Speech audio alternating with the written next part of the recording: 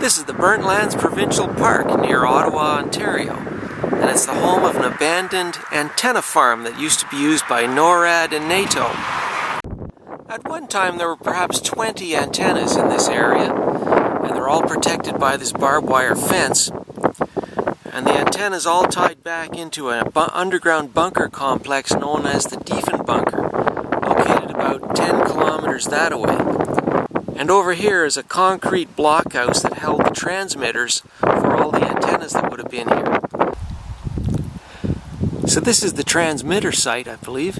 It's a large concrete structure, very solid, with a solid 2-inch thick steel door with those sort of ship-like handles on it for opening the door.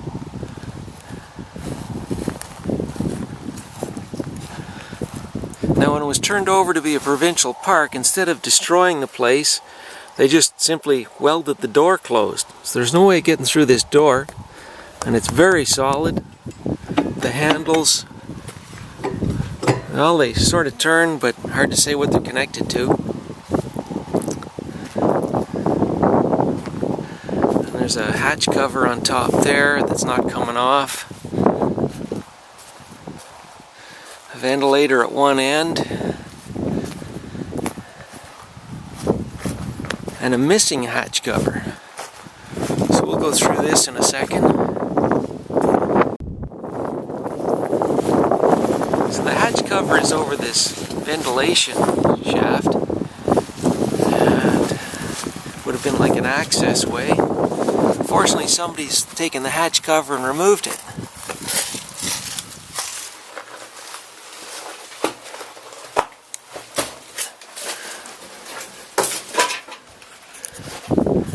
There's looking at the hatch cover from the inside.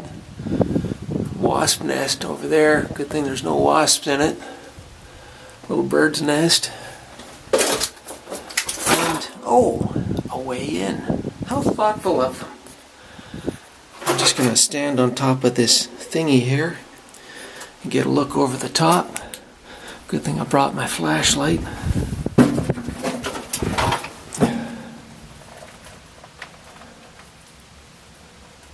And another door, and it's also been welded shut. Bastards.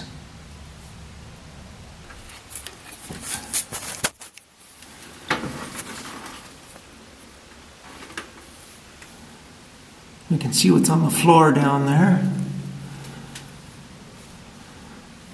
So that is a very solid looking door.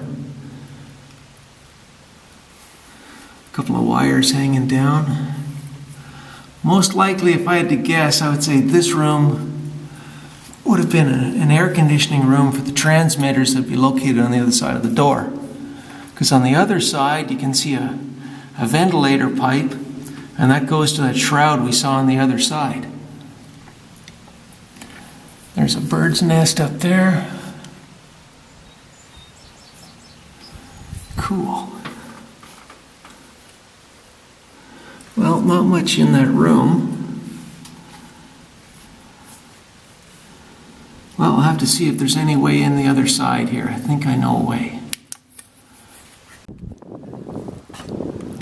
So the top of the building is probably solid concrete, and they put that creosote wood and probably some kind of roofing on top just to give it a bit of waterproofing to the cement. Take a look inside this ventilator shaft here and see what we got.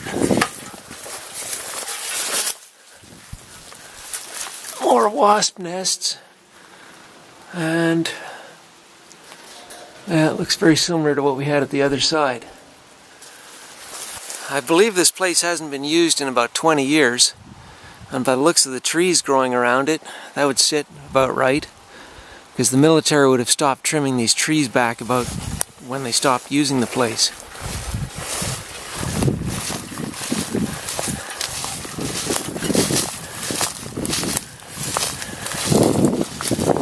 Here's the backside. I believe an air conditioner would have gone there. We got 3 holes that go right inside, so air conditioning out, return, and electricity. Fortunately, I brought an endoscope and I can look through those holes and see what's going on inside. These are the holes up close. So I have this inspection camera here with the LEDs on the end. I'm going to stick it in the hole and take a look and see what we got in there. So I'll just stick it in the lower hole and see what's on. Now just be patient, the video quality on this thing is rather poor. So in the hole we go, and let's see what's shaking in there.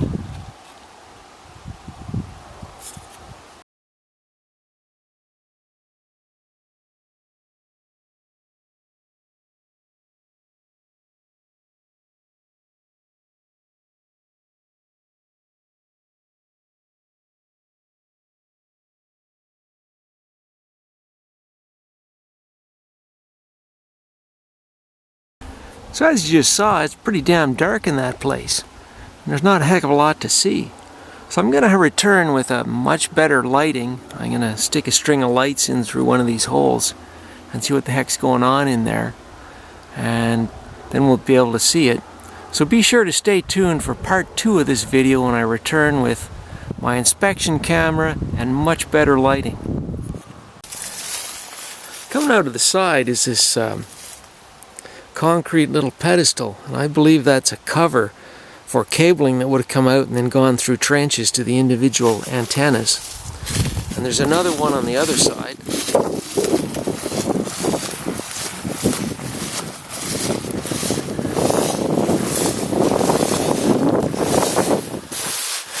Right there. A little bit of graffiti, some kind of pipe up there.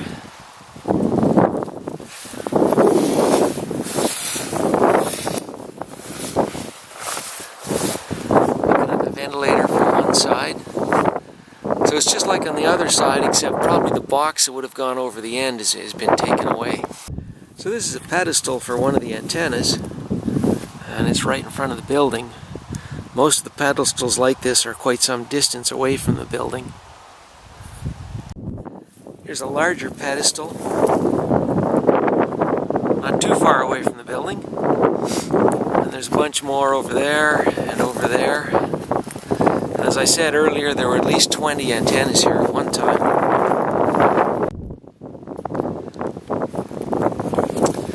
Now you may be wondering, why would they build a building like this, make it blast resistant at concrete, when they could have put it underground and had it really blast resistant and protected from a nuclear bomb?